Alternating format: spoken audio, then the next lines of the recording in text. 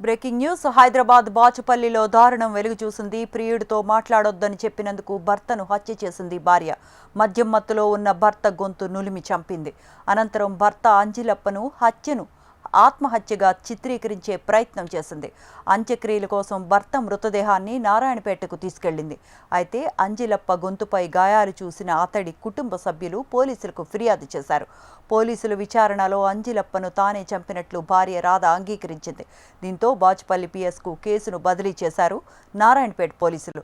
రాధను అరెస్ట్ చేసి రిమాండ్కు తరలించారు బాచుపల్లి పోలీసులు. అంజిలప్ప అని 30 years ఉంటాయి. ఆయన ఇక్కడ వజ్ర ప్రతీకులు ఆయన భార్యతోటి ఇక్కడ ఉండేవాడు, లేబర్ క్యాంప్లో ఉండేవాడు. ఆయన అనుమానాస్పదంగా చనిపోవడం జరిగింది. చనిపోయిన తర్వాత మా వైఫ్ ఎవరికి ఇంటిమేషన్ ఇవ్వకుండా డెడ్ బాడీని వాళ్ళ స్వగ్రామమైనటువంటి నారాయణపేట దగ్గర కోటకొండ గ్రామానికి తరలించడం జరిగింది. సో అక్కడ చనిపోయిన వాళ్ళ మృతుల యొక్క బంధువులు వాళ్ళ బ్రదర్స్ రాజు అని వాళ్ళకి అనుమానం వచ్చి ఆ బాడీని ఆపి అంత్యక్రియలు చేయకుండా అక్కడ local police station Narayanpet rural police స్టేషన్కి సమాచారం అందించి అక్కడ కేసు రిజిస్టర్ అయింది. సో ఆ కేసు రిజిస్ట్రేషన్ మీద పోస్ట్మార్టం అయింది, ఇంక్వెస్ట్ పంచనామా కూడా జరగడం జరిగింది.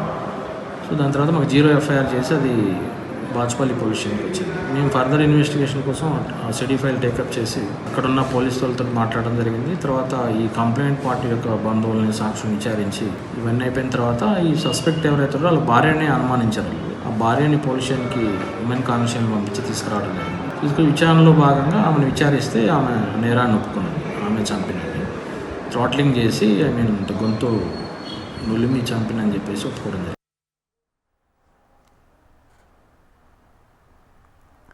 హైదరాబాద్ బాచుపల్లిలో దారుణం వెలుగు చూసింది. ప్రియుడితో మాట్లాడొద్దని చెప్పినందుకు భర్తను హత్య చేసింది భార్య. ఈ ఘటనకు సంబంధించిన మరిన్ని అప్డేట్స్ మా కరెస్పాండెంట్ ఆర్కే అందిస్తారు. RK, good evening. అసలు ఏం జరిగింది? ఈ మధ్య తరచూ ఇలాంటి ఘటనలు పునరావృతం అవుతూ ఉన్నాయి. ఇప్పుడు ప్రజెంట్ ఈ సిచ్యువేషన్కి వచ్చినప్పటికీ బాచుపల్లి ఘటనకు సంబంధించిన డీటెయిల్స్ ఏంటి?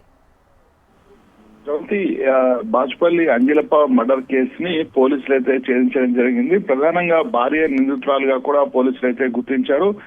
భర్తను హత్య చేసి సడన్ డెత్ గా కూడా ఆమె చిత్రీకరించే ప్రయత్నం చేయడం జరిగింది. ఆమె ఏదైతే ఒక వ్యక్తితో వివాహేతర సంబంధం కొనసాగిస్తుంది, ఈ విషయము ఏదైతే భర్త అంజిలప్ప గుర్తించడం జరిగింది. దీనిపైన గట్టిగానే ఆమెకి వార్నింగ్ ఇవ్వడం జరిగింది. వార్నింగ్ ఇచ్చిన తర్వాత అతన్ని ఎలాగైనా అడ్డు తొలగించుకోవాలనే ప్రయత్నంలో భాగంగా ఆయన అంజిలప్ప ఒకరోజు పూర్తి స్థాయిలో తాగి వచ్చిన సమయంలో అతని గుండెల పైన కూర్చుని గట్టిగా కొడుతూ అతన్ని అయితే మర్డర్ చేయడం జరిగింది. అతను చనిపోయాడని నిర్ధారించుకున్న తర్వాత చుట్టుపక్కల వాళ్ళందరినీ కూడా అధికంగా తాగి రావడం వల్ల చనిపోయాడంటూ కూడా చెప్పడం జరిగింది. దీంతో అందరూ కూడా చుట్టుపక్కల వాళ్ళందరూ కూడా నమ్మడం జరిగింది. అయితే అంజిలప్పకి సంబంధించిన ఊరు ఏదైతుందో ఆ ఊరుకు తీసుకెళ్లిన సమయంలో అక్కడ నారాయణపేటకి తీసుకెళ్లారు మృతదేహాన్ని. అయితే అక్కడ ఎవరైతే అంజిలప్ప కుటుంబ సభ్యులు అనుమానాన్ని వ్యక్తం చేయడం జరిగింది. ముఖ్యంగా గొంతు దగ్గర కొన్ని ఘాట్లు కనిపించడం జరిగింది.